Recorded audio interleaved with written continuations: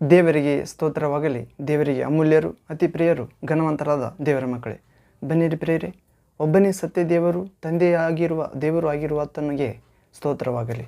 ಹೌದು ಪ್ರಿಯರೇ, ನಂಬಿಗಸ್ತನು ನೀತಿವಂತನಾದ ದೇವರು ಆಗಿದ್ದಾನೆ ಪ್ರಿಯರೇ. ಸೃಷ್ಟಿಕರ್ತನು, ರಕ್ಷಕನು, ಪೋಷಕನು ಯೇಸು ಕ್ರಿಸ್ತನಾಗಿದ್ದಾನೆ ಪ್ರಿಯರೇ.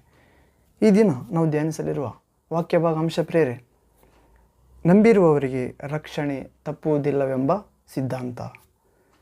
ದೇವರು ತನ್ನ ಪ್ರಿಯ ಕುಮಾರನನ್ನು ಈ ಲೋಕಕ್ಕೆ ಕಳುಹಿಸಿದ್ದಾನೆ.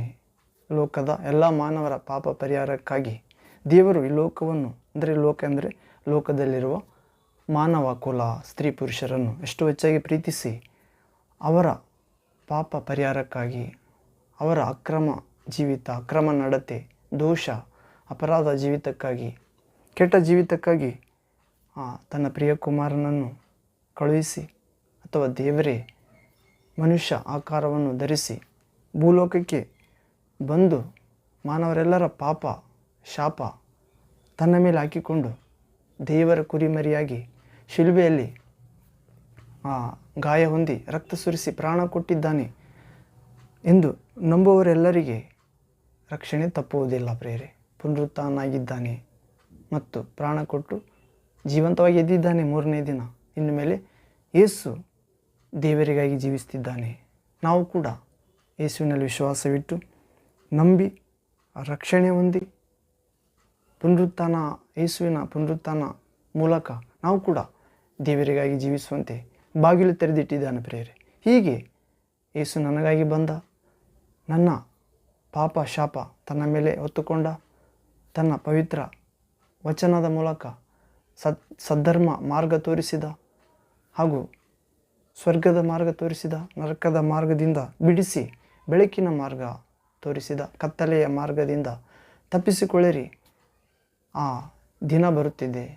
ದೇವರು ಮನುಷ್ಯರ ನಡತೆಗೆ ತಕ್ಕ ಪ್ರತಿಫಲ ಕೊಡುವ ದಿನ ಬರುತ್ತಿದೆ. ಆ ಬೆಂಕಿಯಂತೆ ಉರಿಯುತ್ತಿದೆ. ಬುಡ ರೆಂಬೆಗಳನ್ನು ಕೂಡ ಉಳಿಸುವುದಿಲ್ಲ.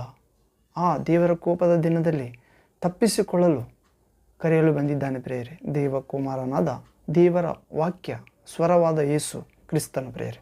ಹೀಗೆ ಯೇಸು ಕ್ರಿಸ್ತನಲ್ಲಿ ವಿಶ್ವಾಸ ಅಥವಾ ನಂಬಿರುವವರಿಗೆ ರಕ್ಷಣೆ ತಪ್ಪುವುದಿಲ್ಲ ಎಂಬ ಸಿದ್ಧಾಂತ ಪ್ರಿಯರೇ.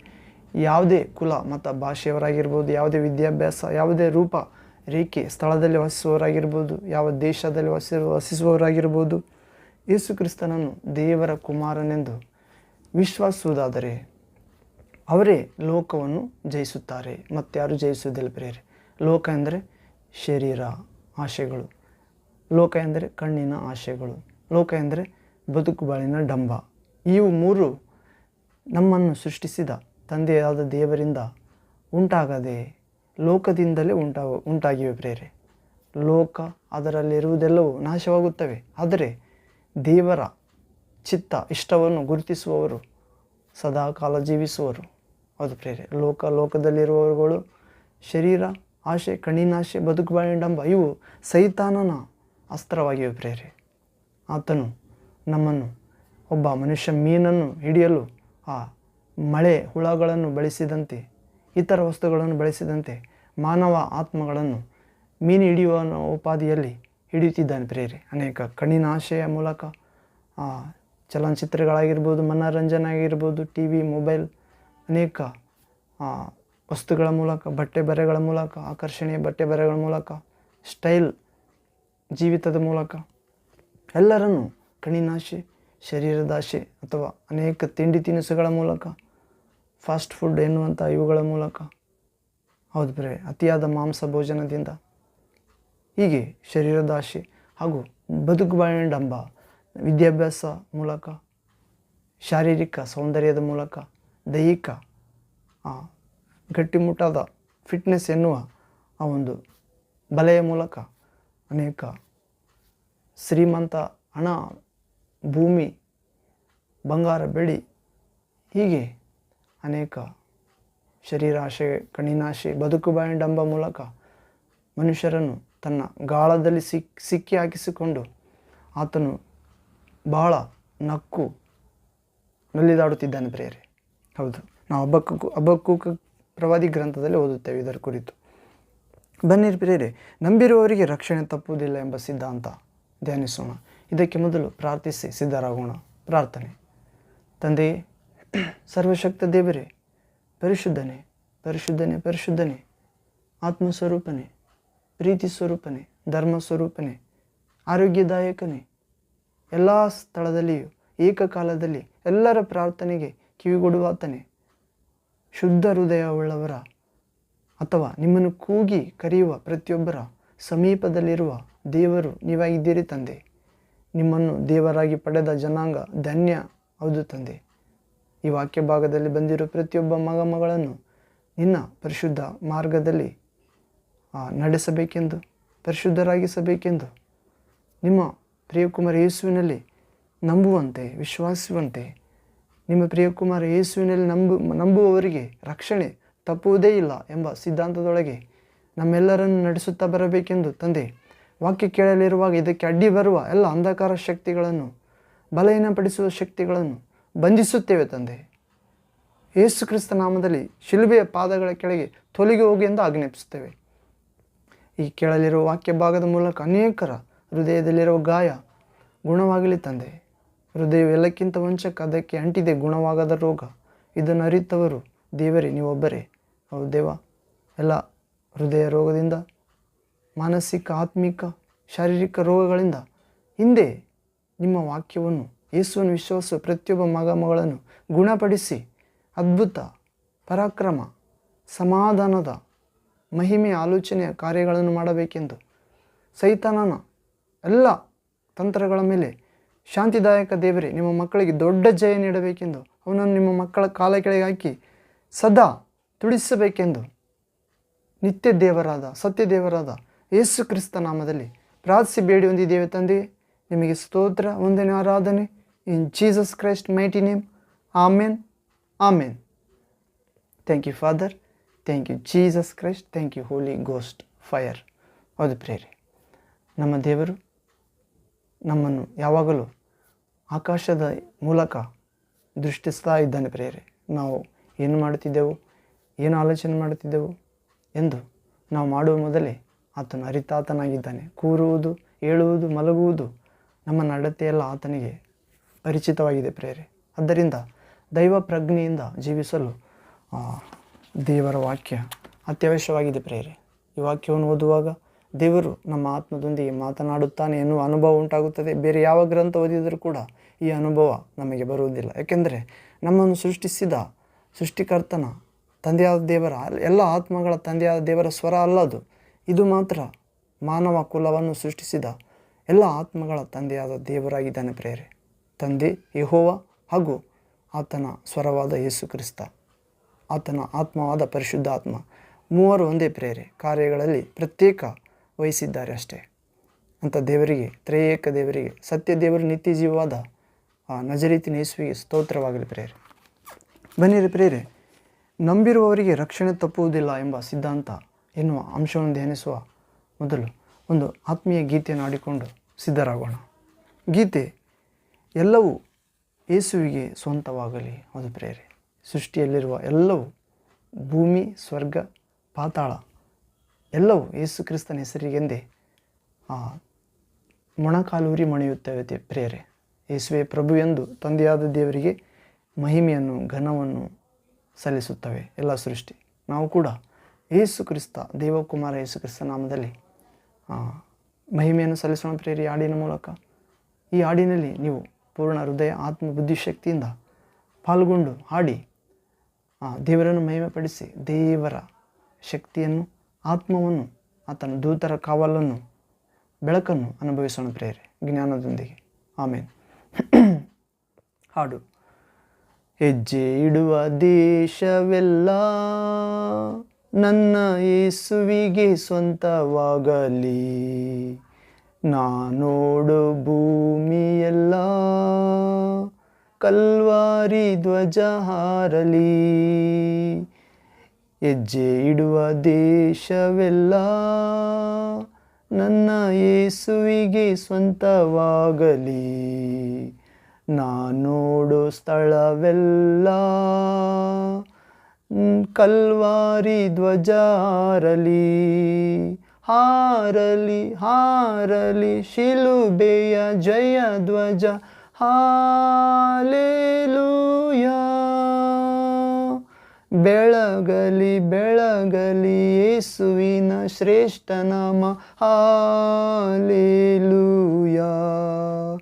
ಹಾರಲಿ ಹಾರಲಿ ಶಿಲುಬೆಯ ಜಯ ಧ್ವಜ, ಹಾಲೆಲೂಯಾ. ಬೆಳಗಲಿ ಬೆಳಗಲಿ ಯೇಸುವಿನ ಪೂಜ್ಯ ನಾಮ, ಹಾಲೆಲೂಯಾ. ಹೆಜ್ಜೆ ಇಡುವ ದೇಶವೆಲ್ಲ ನನ್ನ ಕ್ರಿಸ್ತನಿಗೆ ಸ್ವಂತವಾಗಲಿ. ನಾ ಕಾಣುವ ಸ್ಥಳವೆಲ್ಲ ಕಲ್ವಾರಿ ಧ್ವಜ ಹಾರಲಿ. ಏಳಲಿ ಏಳಲಿ ಗಿದ್ಯೋನ ಸೈನ್ಯವು, ಹಾಲೆಲೂಯಾ. ಮೊಳಗಲಿ ಮೊಳಗಲಿ ಯೇಸುವೆ ಮಾರ್ಗವೆಂದು, ಹಾಲೆಲೂಯಾ. ಆಮೆನ್. ಏಳಲಿ ಏಳಲಿ ಗಿದ್ಯೋನ ಸೈನ್ಯವು, ಹಾಲೆಲೂಯಾ.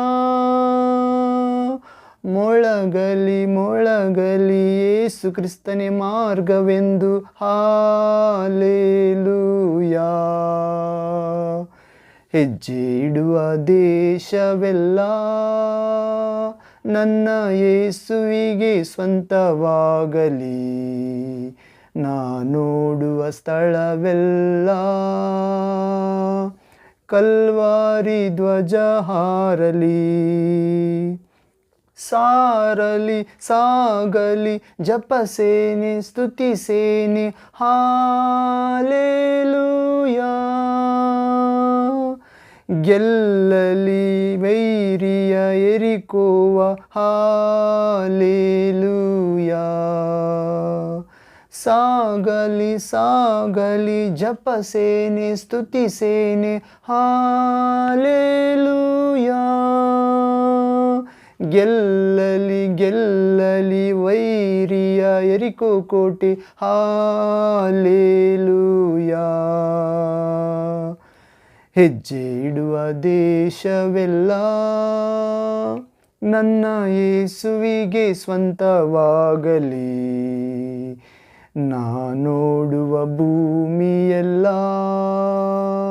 ಕಲ್ವಾರಿ ಧ್ವಜ ಹಾರಲಿ.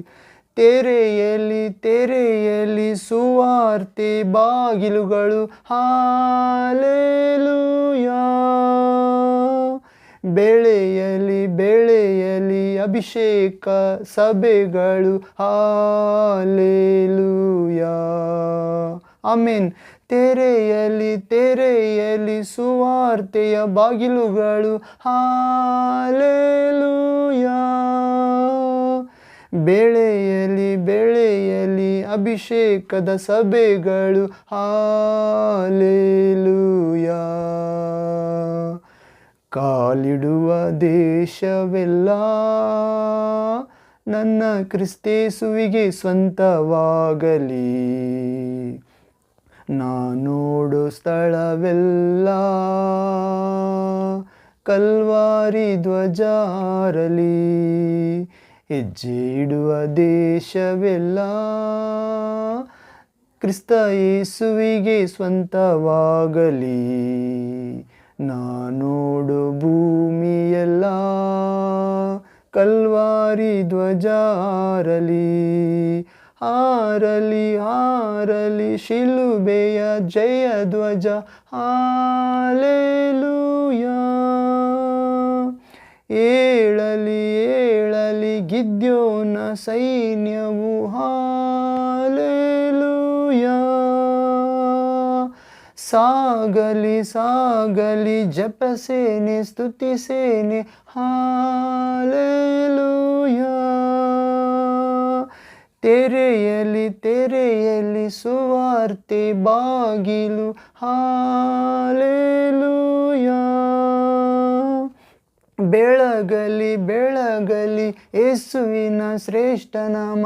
ಹಾಲೆಲೂಯಾ.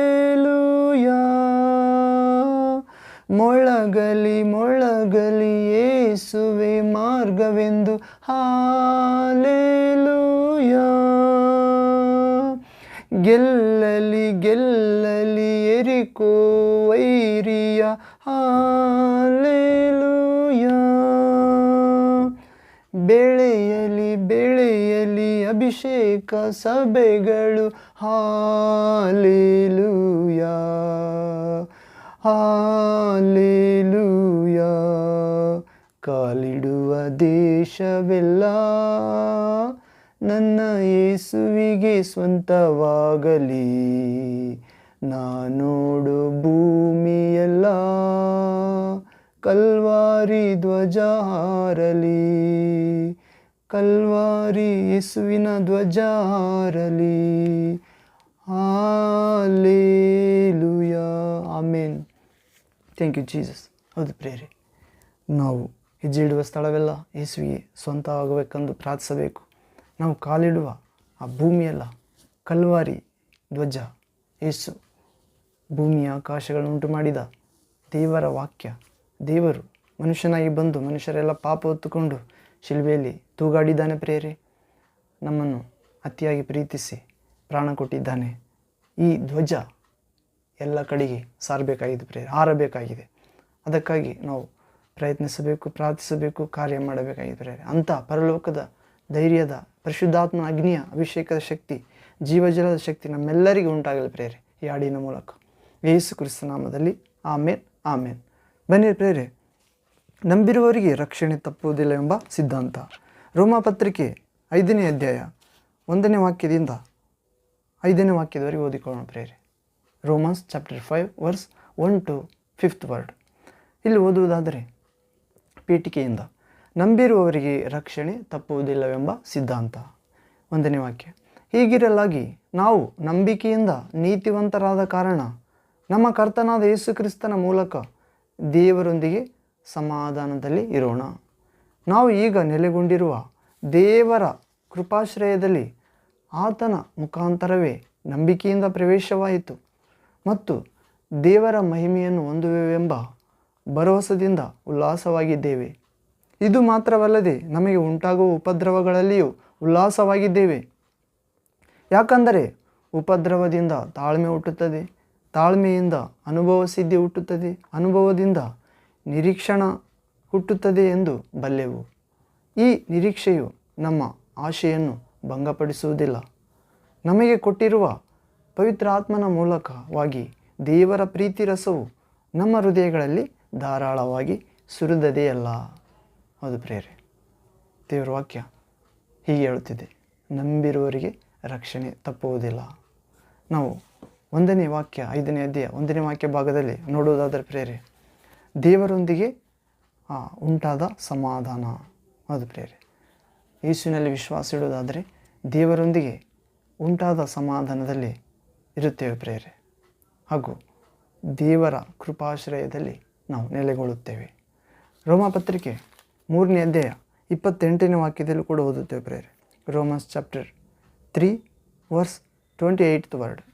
ಇಲ್ಲಿ ಓದುವುದಾದರೆ, ಧರ್ಮ ಪ್ರಮಾಣ ಸಂಬಂಧವಾದ ಕರ್ಮಗಳಿಲ್ಲದೆ ನಂಬಿಕೆಯಿಂದಲೇ ಮನುಷ್ಯರು ನೀತಿವಂತರೆಂದು ನಿರ್ಣಯಿಸಲ್ಪಡುವರೆಂಬುದಾಗಿ ನಿಶ್ಚಯ ಮಾಡಿಕೊಂಡಿದ್ದೇವಲ್ಲ.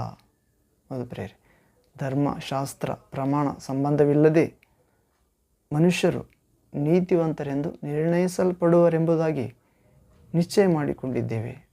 ಹೌದು, ನಾವು ಹಳೆ ಒಡಂಬಡಿಕೆಯಲ್ಲಿ ಅನೇಕ ಧರ್ಮಶಾಸ್ತ್ರ ವಿಧಿಗಳಿದ್ದು ಪ್ರೇರೆ.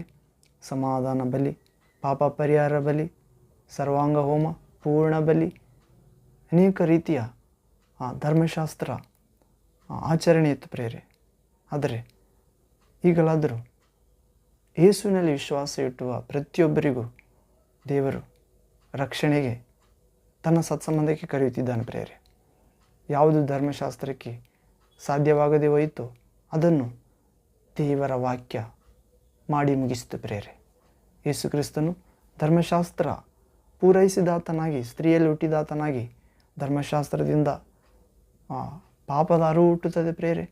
ಧರ್ಮಶಾಸ್ತ್ರದಿಂದ ಯಾರು ನೀತಿವಂತರೆಂದು ನಿರ್ಣಯಿಸಲ್ಪಡುವುದಿಲ್ಲ. ಧರ್ಮಶಾಸ್ತ್ರದಿಂದ ಪಾಪದ ಅರಿವು ಹುಟ್ಟುತ್ತದೆ ಹಾಗೂ ಧರ್ಮಶಾಸ್ತ್ರವನ್ನು ಅನುಸರಿಸುವವರು ಅದರಿಂದ ಬದುಕುತ್ತಾರೆ ಅಷ್ಟೇ, ದೇವರೊಂದಿಗೆ ಸತ್ಸಂಬಂಧ ಪಡೆಯುವುದಿಲ್ಲ. ಆದರೆ ಯೇಸುವಿನಲ್ಲಿ ವಿಶ್ವಾಸವಿಡುವವರಾದರೂ ಧರ್ಮಶಾಸ್ತ್ರವನ್ನು ನೆರವೇರಿಸಿದವರಾಗಿದ್ದಾರೆ ಹಾಗೂ ಯೇಸುವಿನ ಮೂಲಕ ಯೇಸುವಿನಲ್ಲಿರುವ ಜೀವದಿಂದ ಜೀವಿಸುತ್ತಾರೆ. ಆತನ ಮರಣದ ಮೂಲಕ ದೇವರೊಂದಿಗೆ ಸಮಾಧಾನವಾಗಿದ್ದಾರೆ ಹಾಗೂ ಸ್ತ್ರೀಯಲ್ಲಿ ಹುಟ್ಟಿದ ಆ ಒಂದು ಪಾಪ ಕಳಂಕದಿಂದ ಬಿಡುಗಡೆಯಾಗುತ್ತಾರೆ ಪ್ರಿಯರೇ. ಯೋಬನು ಹೇಳುತ್ತಾನೆ, ಸ್ತ್ರೀಯಿಂದ ಹುಟ್ಟಿದವನು ಶುದ್ಧನಾಗಿರಲು ಸಾಧ್ಯವೇ ಎಂದು ಯೋಬನ ಗ್ರಂಥದಲ್ಲಿ ಓದುತ್ತೇವೆ ಪ್ರಿಯರೇ. ಹೌದು, ಯೇಸು ಕ್ರಿಸ್ತನು ಸ್ತ್ರೀಯಲ್ಲಿ ಹುಟ್ಟಿದಾತನಾಗಿ ಪಾಪ ಸಂಬಂಧವಿಲ್ಲದೆ, ಪುರುಷ ಸಂಕಲ್ಪವಿಲ್ಲದೆ, ಪರಿಶುದ್ಧ ಆತ್ಮನ ಅಭಿಷೇಕದ ಮೂಲಕ, ಶಕ್ತಿಯ ಮೂಲಕ, ಬೆಳಕಿನ ಮೂಲಕ, ಪರಲೋಕದ ಶಕ್ತಿಯ ಮೂಲಕ ಕನ್ಯಾಮಾತೆ ಮರಿಯ ಗರ್ಭಧರಿಸುತ್ತಾಳೆ. ಆಕೆಯ ಗರ್ಭದಲ್ಲಿ ಪುರುಷ ಸಂಕಲ್ಪವಿಲ್ಲದೆ ದೇವರ ಬೀಜವೇ ವಾಕ್ಯವಾಗಿ ಯೇಸು ಕ್ರಿಸ್ತನಾಗಿ ಬಂದಿದ್ದಾನೆ ಪ್ರಿಯರೇ. ಪಾಪವಿಲ್ಲದ ಆತನಾಗಿ ಹುಟ್ಟಿದ್ದಾನೆ. ಆತನಲ್ಲಿ ವಿಶ್ವಾಸವಿಡುವವರು, ಆತನ ರಕ್ತದಲ್ಲಿ ವಿಶ್ವಾಸವಿಡುವವರು, ಆತನ ಆತ್ಮದಿಂದ ತುಂಬಿಕೊಳ್ಳುವವರು ರಕ್ಷಣೆ ಹೊಂದುವುದು ಖಚಿತ ಪ್ರಿಯರೇ. ಯೇಸುವಿನಲ್ಲಿ ನಂಬಿರುವವರಿಗೆ ರಕ್ಷಣೆ ತಪ್ಪುವುದಿಲ್ಲ. ಹೌದು ಪ್ರಿಯರೇ. ಹೀಗೆ ನಾವು ಧರ್ಮಶಾಸ್ತ್ರದಿಂದ ಸಂಬಂಧವಾದ ಕರ್ಮಗಳಿಲ್ಲದೆ ಯೇಸುವಿನಲ್ಲಿ ನಂಬಿಕೆಯಿಂದಲೇ ನಾವು ನೀತಿವಂತರೆಂದು ನಿರ್ಣಯಿಸಲ್ಪಡುತ್ತೇವೆ ಪ್ರಿಯರೇ. ಇದಕ್ಕೆ ಅನುಗುಣವಾಗಿ ಯಾಕೋಬನ ಪತ್ರಿಕೆ 2ನೇ ಅಧ್ಯಾಯ 18ನೇ ವಾಕ್ಯದಲ್ಲಿ ಓದುತ್ತೇವೆ ಪ್ರಿಯರೇ. James letter chapter 2 verse 18th word. ಇಲ್ಲಿ ಓದುವುದಾದರೆ, ಹೀಗಲ್ಲವಾದರೆ, ಅಂದರೆ ಇಲ್ಲಿ 17ನೇ ವಾಕ್ಯದಿಂದ ಓದೋಣ ಪ್ರಿಯರೇ. James chapter 2 verse 17 to 18. ಯಾಕೋಬನ ಪತ್ರಿಕೆ 2ನೇ ಅಧ್ಯಾಯ 17ರಿಂದ 18ರವರೆಗೆ. ಹಾಗೆಯೇ ಕ್ರಿಯೆಗಳಿಲ್ಲದಿದ್ದರೆ ನಂಬಿಕೆಯು ತನ್ನಲ್ಲಿ ಜೀವವಿಲ್ಲದ್ದು. ಹೀಗಲ್ಲವಾದರೆ ಒಬ್ಬ ಮನುಷ್ಯನು, ನಿನಗೆ ನಂಬಿಕೆಯುಂಟು, ನನಗೆ ಕ್ರಿಯೆಗಳುಂಟು, ನಾನು ಕ್ರಿಯೆಗಳ ಮುಖಾಂತರ ನನ್ನ ನಂಬಿಕೆಯನ್ನು ನಿನಗೆ ತೋರಿಸುತ್ತೇನೆ, ನೀನು ಕ್ರಿಯೆಗಳಿಲ್ಲದ ನಿನ್ನ ನಂಬಿಕೆಯನ್ನು ನನಗೆ ತೋರಿಸು ನೋಡೋಣ ಎಂದು ಹೇಳುವನಲ್ಲವೇ. 19ನೇ ವಾಕ್ಯ. ದೇವರು ಒಬ್ಬನೇ ಎಂದು ನೀನು ನಂಬುವವನು, ದೇವರು ಒಬ್ಬನೇ ಎಂದು ನೀನು ನಂಬುವವನು ಹಾಗೆ ನಂಬುವುದು ಒಳ್ಳೆಯದು. ದೆವ್ವಗಳು ಕೂಡ ಹಾಗೆ ನಂಬಿ ಹೆದರಿ ನಡುಗುತ್ತವೆ. ಅಪ್ರಯೋಜಕನೇ. 20ನೇ ವಾಕ್ಯ. ಅಪ್ರಯೋಜಕನೇ, ಕ್ರಿಯೆಗಳಿಲ್ಲದ ನಂಬಿಕೆಯು ವ್ಯರ್ಥವಾಗಿದೆ ಎಂಬುದಕ್ಕೆ ದೃಷ್ಟಾಂತ ಬೇಕೋ? ನಮ್ಮ ಮೂಲಪಿತೃವಾದ ಅಬ್ರಾಮನು. 21ನೇ ವಾಕ್ಯ. ನಮ್ಮ ಮೂಲಪಿತೃವಾದ ಅಬ್ರಾಮನು ಇಸಾಕನೆಂಬ ತನ್ನ ಮಗನನ್ನು ಯಜ್ಞವೇದಿಯ ಮೇಲೆ ಅರ್ಪಿಸಿದಾಗ ನೀತಿವಂತನೆಂಬ ನಿರ್ಣಯವನ್ನು ಹೊಂದಿದ್ದು ಕ್ರಿಯೆಗಳಿಂದಲ್ಲವೇ? ಅವನ ನಂಬಿಕೆಯು ಕ್ರಿಯೆಗಳೊಂದಿಗೆ ಪ್ರವರ್ತಿಸಿ ಆ ಕ್ರಿಯೆಗಳಿಂದಲೇ ಸಿದ್ಧಿಗೆ ಬಂತೆಂಬುದು ಕಾಣಬರುತ್ತದಲ್ಲ. 23ನೇ ವಾಕ್ಯ. ಅಬ್ರಾಮನು ದೇವರನ್ನು ನಂಬಿದನು, ಆ ನಂಬಿಕೆ ಅವನ ಲೆಕ್ಕಕ್ಕೆ ನೀತಿ ಎಂದು ಎಣಿಸಲ್ಪಟ್ಟಿತು ಎಂಬ ಶಾಸ್ತ್ರದ ಮಾತು ಹೀಗೆ ನೆರವೇರಿತು, ಮತ್ತು ದೇವರ ಸ್ನೇಹಿತನೆಂಬ ಹೆಸರು ಅವನಿಗೆ ಉಂಟಾಯಿತು. ಮನುಷ್ಯನು ಕ್ರಿಯೆಗಳಿಂದ ನೀತಿವಂತನೆಂದು ನಿರ್ಣಯಿಸಲ್ಪಡುತ್ತಾನೆ ಹೊರತು ಬರೀ ನಂಬಿಕೆಯಿಂದ ಅಲ್ಲವೆಂದು ನೋಡುತ್ತೀರಿ. ಅದೇ ರೀತಿಯಾಗಿ ಸೂಳೆಯಾದ 24, 25, 26 ವಾಕ್ಯ ಪ್ರೇರೆ. ಅದೇ ರೀತಿಯಾಗಿ ಸೂಳೆಯಾದ ರಹಾಬಳು ಗೂಢಚಾರರನ್ನು ತನ್ನ ಮನೆಯಲ್ಲಿ ಸೇರಿಸಿಕೊಂಡು ಬೇರೆ ದಾರಿಯಿಂದ ಅವರನ್ನು ಕಳುಹಿಸಿದ್ದರಲ್ಲಿ ಕ್ರಿಯೆಗಳಿಂದಲೇ ನೀತಿವಂತಳೆಂಬ ನಿರ್ಣಯವನ್ನು ಹೊಂದಿದಳಲ್ಲವೇ. 26ನೇ ವಾಕ್ಯ. ಆತ್ಮವಿಲ್ಲದ ದೇಹವು ಸತ್ತದ್ದಾಗಿರುವ ಪ್ರಕಾರವೇ ಕ್ರಿಯೆಗಳಿಲ್ಲದ ನಂಬಿಕೆಯು ಸತ್ತದ್ದೇ. ಹೌದು ಪ್ರೇರೆ, ನಂಬಿಕೆ ಮಾತ್ರವೇ ಸಾಲದು, ನಡತೆಯೂ ಬೇಕೆಂಬ ಬೋಧನೆ ಯಾಕೋಬ ಪತ್ರಿಕೆ 2ನೇ ಅಧ್ಯಾಯ 14ನೇ ವಾಕ್ಯದಿಂದ 26ನೇ ವಾಕ್ಯದವರೆಗೆ ನೋಡುತ್ತೇವೆ ಪ್ರೇರೆ. ನಾವು ರೋಮ ಪತ್ರಿಕೆ 5ನೇ ಅಧ್ಯಾಯ 1ನೇ ವಾಕ್ಯ ಭಾಗದಿಂದ ಓದಿಕೊಂಡೇವೆ ಪ್ರೇರೆ 5ನೇ ವಾಕ್ಯದವರೆಗೆ. ನಂಬಿರುವವರಿಗೆ, ಕ್ರಿಸ್ತೇಸು ನಂಬಿರುವವರಿಗೆ ರಕ್ಷಣೆಯ ತಪ್ಪುವುದಿಲ್ಲ ಎಂಬ ಸಿದ್ಧಾಂತ ನೋಡಿದೆವು ಪ್ರೇರೆ. ಮತ್ತು ಧರ್ಮಶಾಸ್ತ್ರ ಸಂಬಂಧವಾದ ಪ್ರಮಾಣವಿಲ್ಲದೆ ಯೇಸುವನ್ನು ನಂಬಿದವರಿಗೆ ರಕ್ಷಣೆ ಆಗುತ್ತದೆ ಎಂದು ನೋಡಿದೆವು. ಆದರೆ ಇಲ್ಲಿ ಯಾಕೋಬನು ಹೇಳ್ತಿದ್ದಾನೆ, ಕ್ರಿಯೆಗಳಿಂದಲ್ಲದೆ ಬರೀ ನಂಬಿಕೆಯಿಂದ ರಕ್ಷಣೆ ಆಗುವುದಿಲ್ಲ ಎಂದು ಹೇಳ್ತಿದ್ದಾನೆ. ನಾವಿಲ್ಲಿ ನೋಡಿಕೊಂಡೆವು ರೋಮಪತ್ರಿಕೆ 3ನೇ ಅಧ್ಯಾಯ 28ನೇ ವಾಕ್ಯ. ಧರ್ಮ ಪ್ರಮಾಣ ಸಂಬಂಧವಾದ ಕರ್ಮಗಳಿಲ್ಲದೆ ನಂಬಿಕೆಯಿಂದಲೇ ಮನುಷ್ಯರು ನೀತಿವಂತರೆಂದು ನಿರ್ಣಯಿಸಲ್ಪಡುವುದರೆಂಬುದಾಗಿ ನಿಶ್ಚಯ ಮಾಡಿಕೊಂಡಿದ್ದೇವಲ್ಲ. ಹೌದು ಪ್ರೇರೆ, ಧರ್ಮಶಾಸ್ತ್ರ ಸಂಬಂಧವಾದ ಕ್ರಿಯೆಗಳಿಲ್ಲದೆ ಮನುಷ್ಯರಾದ ನಾವು ಅನೇಕರು ಎಂದು ನಿರ್ಣಯಿಸಲ್ಪಡುತ್ತಾರೆ. ನಿಶ್ಚಯ, ಹೌದು. ಯಾವಾಗ ನಾವು ಅಬ್ರಾಮನಂತೆ, ಅಬ್ರಾಮನು ನಂಬಿಕೆಯಿಂದಲೇ ತನ್ನ ಮಗನನ್ನು ದೇವರಿಗೆ ಬಲಿಯಾಗಿ ಅರ್ಪಿಸಲು ಮುಂದಾದ ಪ್ರೇರೆ, ಆ ನಂಬಿಕೆ ನೀತಿ ಎಂದು ಎಣಿಸಲ್ಪಟ್ಟಿತ್ತು. ಹೌದು ಪ್ರೇರೆ, ಯೇಸುವಿನಲ್ಲಿ ನಾವು ನಂಬುವ ಮೂಲಕವೇ ಕ್ರಿಯೆಗಳನ್ನು ಆಚರಿಸಬೇಕು. ಕ್ರಿಯೆಗಳು ಆಚರಿಸಿ ನಂಬುವುದು ಅಸಾಧ್ಯ ಪ್ರೇರೆ. ನಂಬುವ ಮೂಲಕವೇ ಕ್ರಿಯೆಗಳನ್ನು ಆಚರಿಸಿದಾಗ ಆ ನಂಬಿಕೆಗೆ ಜೀವ ಬರುತ್ತದೆ ಪ್ರೇರೆ. ನೀತಿವಂತರೆಂಬ ನಿರ್ಣಯ ಹೊಂದುತ್ತಾರೆ ಎಂದು ಇದರ ಅರ್ಥ. ಹೌದು. ಮತ್ತು ನಾವು ರೋಮಪತ್ರಿಕೆ 15ನೇ ಅಧ್ಯಾಯ 13ನೇ ವಾಕ್ಯದಲ್ಲಿ ಕೂಡ ನೋಡ್ತೇವೆ ಪ್ರೇರೆ. Roman chapter 15 verse 13th word. ರೋಮಪತ್ರಿಕೆ 15ನೇ ಅಧ್ಯಾಯ 13ನೇ ವಾಕ್ಯ. ನಿರೀಕ್ಷೆಯ ಮೂಲನಾದ ದೇವರು ನಂಬಿಕೆಯಿಂದ ಉಂಟಾಗುವ ಸಂತೋಷವನ್ನು ಮನಃಶಾಂತಿಯನ್ನು ನಿಮಗೆ ಪರಿಪೂರ್ಣವಾಗಿ ದಯಪಾಲಿಸಿ ನೀವು ಪವಿತ್ರ ಆತ್ಮನ ಬಲಗೂಡಿದವರಾಗಿ ನಿರೀಕ್ಷೆಯಲ್ಲಿ ಅಭಿವೃದ್ಧಿ ಹೊಂದುವಂತೆ ಅನುಗ್ರಹಿಸಲಿ. ಹೌದು ಪ್ರೇರೆ, ನಿರೀಕ್ಷೆಯ ಮೂಲನಾದ ದೇವರು ನಾವು ನೋಡಿಕೊಂಡೆವು ತಾಳ್ಮೆ ಹುಟ್ಟಿಸುತ್ತದೆ ಪ್ರೇರೆ. ನಮಗೆ ಉಂಟಾಗುವ ಯೇಸುವಿನಲ್ಲಿ ವಿಶ್ವಾಸ ಇಟ್ಟಾಗ ಅನೇಕ ವಾಕ್ಯಗಳನ್ನು ನೆರವೇರಿಸಬೇಕಾಗಿರುತ್ತದೆ.